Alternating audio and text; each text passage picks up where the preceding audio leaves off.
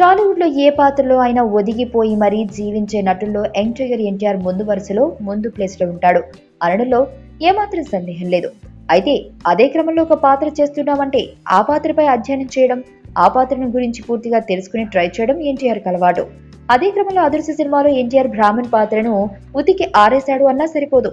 అయితే అలాంటి పాత్రనే డీజేలో stylish star Allu Arjun వేశాడు.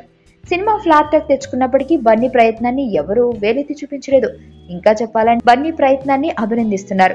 ఇదిలా ఉంటే ఈ విషయంలో దర్శకుడు హరీష్ శంకర్ మాత్రం కాస్త ఘాటుగా మాట్లాడుతూ ఎన్టీఆర్ ఫ్యాన్స్ కి సెటైరికల్ కౌంటర్ ఇచ్చినట్లుగా వార్తలు వస్తున్నాయి. అసలు మ్యాటర్లోకి వెళితే లాస్ట్ ఫ్రైడే రిలీజ్ అయిన డీజేని డిజాస్టర్ టాక్ వచ్చిన విషయం తెలిసిందే. అయితే ఈ సినిమాలో బన్నీ వేసిన బ్రాహ్మణ పాత్ర ఇదివరకు యంగ్ టైగర్ ఎన్టీఆర్ చేసిన అదురు స్టారీ పాత్రకు దీన్ని ముడిపెట్టి చూస్తూ ఉన్న క్రమంలో ఈ విషయంపై డీజే థ్యాంక్స్ మీట్ లో డైరెక్టర్ హరీష్ మరోసారి ఫైర్ అయ్యాడు. హీరో బ్రాహ్మణుడుగా చేసిన సినిమాలు చాలా తక్కువ. మైకిల్ మదన కామరాజులో కమల్ హాసన్, ముగ్గురు మనగాళ్లలో చిరంజీవి, అదుర్స్లో ఎన్టీఆర్ అంటూ పోల్చి చెప్పాడు. తను చెప్పదలుచుకున్న పాయింట్ ఏంటంటే అదుర్స్ ఎన్టీఆర్ కన్నా బన్నీ అంత గొప్పగా ఏం చేయలేదు అన్న దానికి క్లారిటీ ఇస్తూ బన్నీని పైకెత్తి ఎన్టీఆర్ కన్నా బన్నీని బాగా చేశాడు అనే విధంగా మాట్లాడాడు. తప్పులేదు. సినిమా ఇచ్చిన హీరో గనక హీరోని సమర్థించుకోవడం, హీరోని వెనక్కి వేసుకు రావడం కరెక్టే.